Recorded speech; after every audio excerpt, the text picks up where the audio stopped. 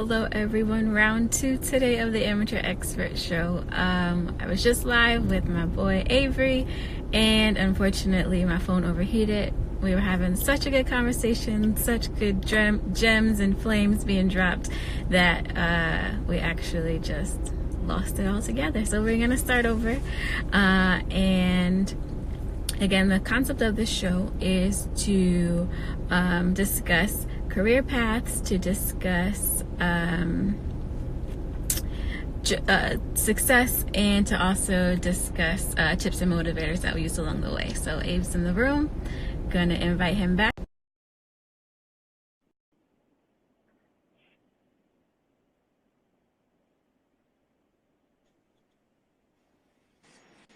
Round 2. How are we doing? Sorry about that. It's all good. All right, so let's get. Must have been fire.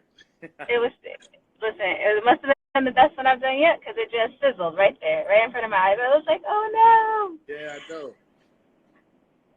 So we'll get started from the beginning again. So briefly, quickly, tell me, what did you want to be when you were younger, when you wanted to grow up? I did want to be an athlete. I wanted an astronaut. And was there anything? To be an astronaut.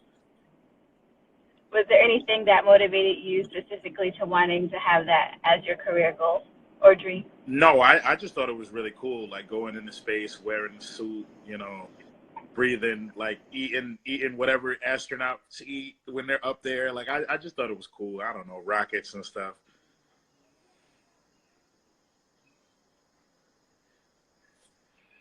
I can't hear. Uh-oh. Uh-oh. I can see. All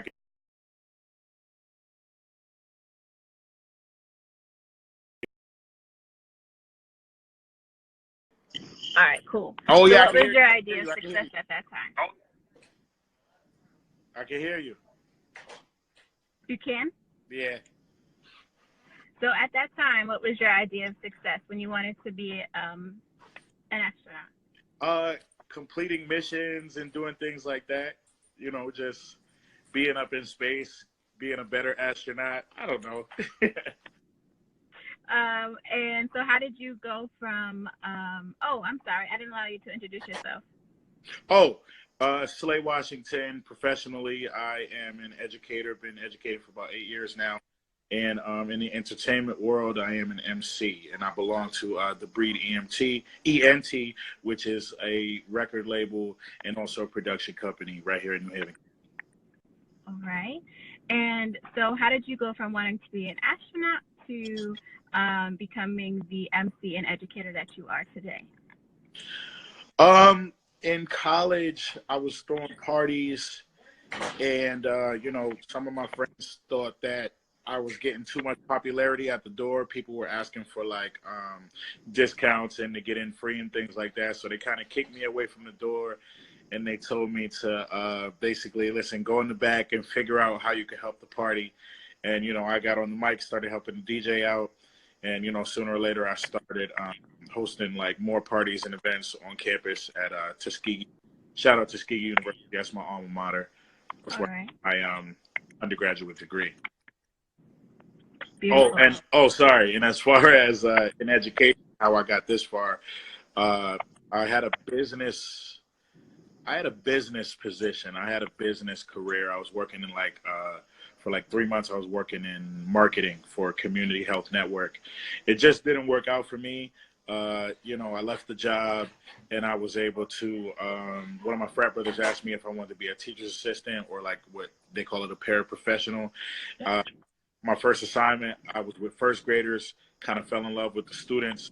And, here I am 8 years later. I'm now certified K through 12 counselor, school counselor. So I'm happy now. Beautiful, beautiful. And so what's your idea of success now? My idea of success now is professionally getting my doctorate and my 092 certification, which is a administrator principal certification, and also in the entertainment world, just probably being on tour with with like a host. I mean, excuse me, with like a rapper or artist in the area, and being on their tour and hyping up different crowds, city to city. That's what I want to do. And so it seems like you're in two, worlds, professionally and for entertainment. Do those worlds collide ever, or do you feel like you need to keep them separate? Sometimes they collide. It hasn't been negative as of yet.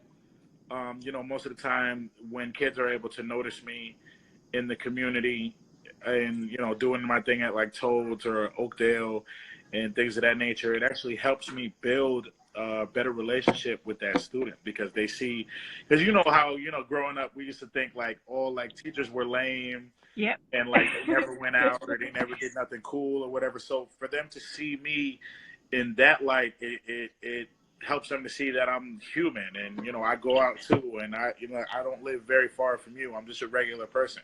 I'm just trying to help you to be better. So tell me some tips and motivators you've used along the way in your career. Things that motivate me after I do a show is asking somebody. I like to ask random people, like people that I don't know. Like, hey, did you see the show tonight? Were you there when I was on stage?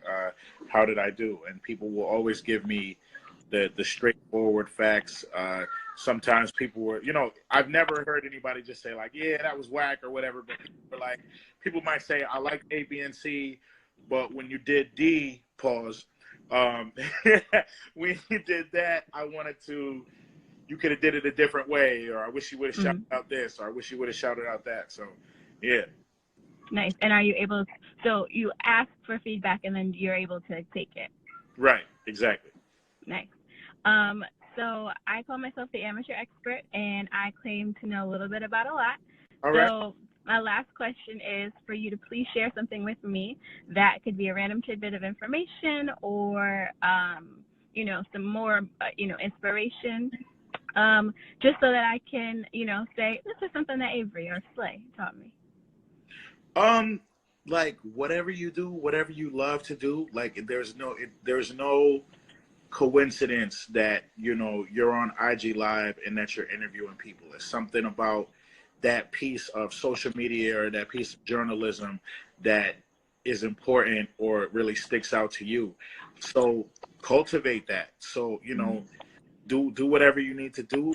Find as many amateurs or find as many people doing their thing in Connecticut, outside of Connecticut as you can.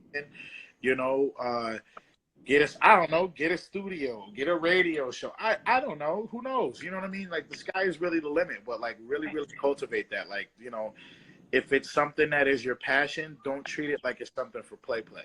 You know what I mean? Thank you. That's good. I appreciate that. No problem.